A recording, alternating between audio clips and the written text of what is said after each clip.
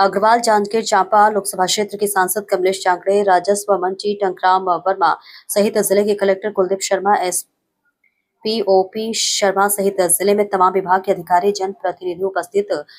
जिला पंचायत सभागार में हुई दिशा समिति की बैठक। देखिए गोलू कैवर्त की खास रिपोर्ट। और क्या लगता है कि ये विकास के लिए कितना जरूरी है?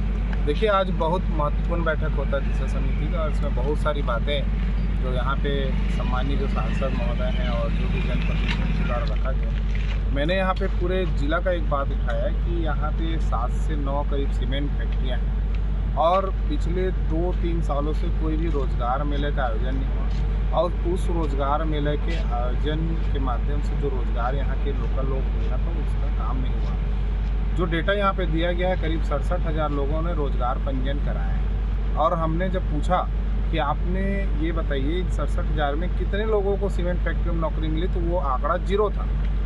ये बहुत गंभीर बात है कि 9 सीमेंट फैक्ट्रियाँ हैं और आंकड़ा 0 है, मतलब जो रोज़गार पंजीयन हो रहा है उसमें किसी को नौकरी नहीं मिला।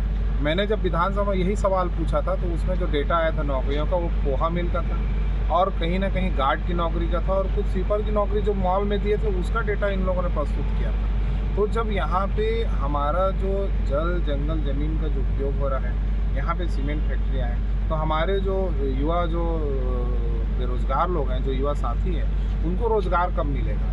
उनको रोज़गार मिलना चाहिए, उस बात को मैंने पॉइंट कराया। दूसरा, सीमेंट फैक्ट्रियाँ जो खुले हैं उसके जितने ज़मीनें उन्होंने अधिग्रहण किया, उतनी ज़मीन उनको खरीद के ग्रीनरी के लिए और ऑक्सीजन के लिए देना है, वो भी काम उन्होंने नहीं किया है। तीसरी बात, जो सबसे गंभीर जो समस्या है गांव-गांव में, वो जल जीवन मिशन का है। टंकियाँ बन गई, पाइपलाइन हो गया, लेकिन वहाँ जल स्रोत नहीं है, जिसके कारण पानी की सप्लाई गांव-गांव में हो नहीं रहा है, और यही आंकड़ा वो प्रस्तुत करते हैं। उसके बाद कहीं पे आधा काम करके ठेकेदार भाग गए, तो उन पर कार्रवाई होना चाहिए, और जो अपूर्ण काम है उनको पूर्ण करना चाहिए। और जिस टंकियों का निर्माण हो गया, जल स्रोत नहीं है, तो वहाँ पानी की कैसे व्यवस्था हो सकती है और गांव के लोगों को पानी कैसे मिल सकता है, इसकी व्यवस्था हो। इस बातों को और भी बहुत सारी बात हैं, उन मुद्दों को हम लोगों ने इस मीटिंग के माध्यम से रखा है।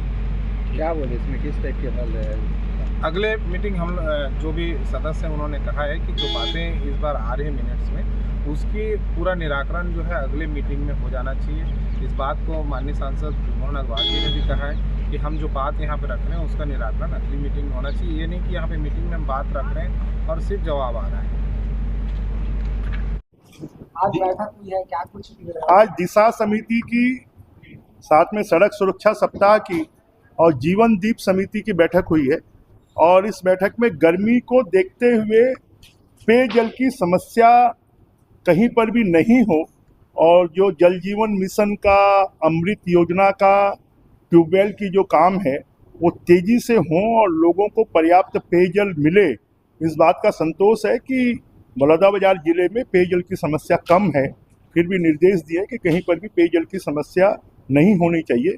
साथ में प्रधानमंत्री आवास भी तेजी से बनने चाहिए, और लोगों के स्वास्थ्य की दृष्टि से और शिक्षा की दृष्टि से तेजी से काम हो, और यहाँ पर स्वास्थ्य की दृष्टि से सीमेंट प्लांट का सहयोग लेकर यहाँ का जो हॉस्पिटल है वो अपडेट हो, और साथ में एक्सीडेंट में लोगों को कम से कम डेथ हो, इसके लिए सड़क की सुरक्षा के लिए जो काम होना चाहिए वो हो।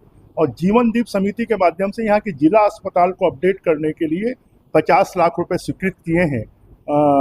इस बैठक में सांसद कमलेश जांगड़े जी और हमारे मंत्री टंकराम वर्मा जी और जिला पंचायत की अध्यक्ष श्रीमती जायसवाल जी और बाकी अन्य जनप्रतिनिधिगण उपस्थित रहे, अधिकारीगण उपस्थित रहे। सबको बहुत बहुत धन्यवाद। पेट्रोल और गैस की यहाँ पे किल्लत नजर आ रही है, लोगों में भीड़ लगी हुई, इसके लिए खाली भीड़ लगी है, अभी किल्लत नहीं है, लोगों में पैनिक है, किसी भी चीज की कोई कमी नहीं है।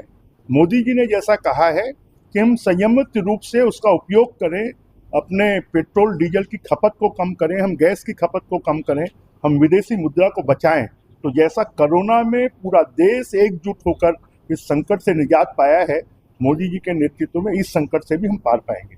बलौदाबाजार में कहा गया है कि यहाँ सौरा डेरा है, जिसके यहाँ पे इस बार अपना चुनाव में भागने की अनुमति नहीं मिल पाई, उनका निरस्त किया गया है।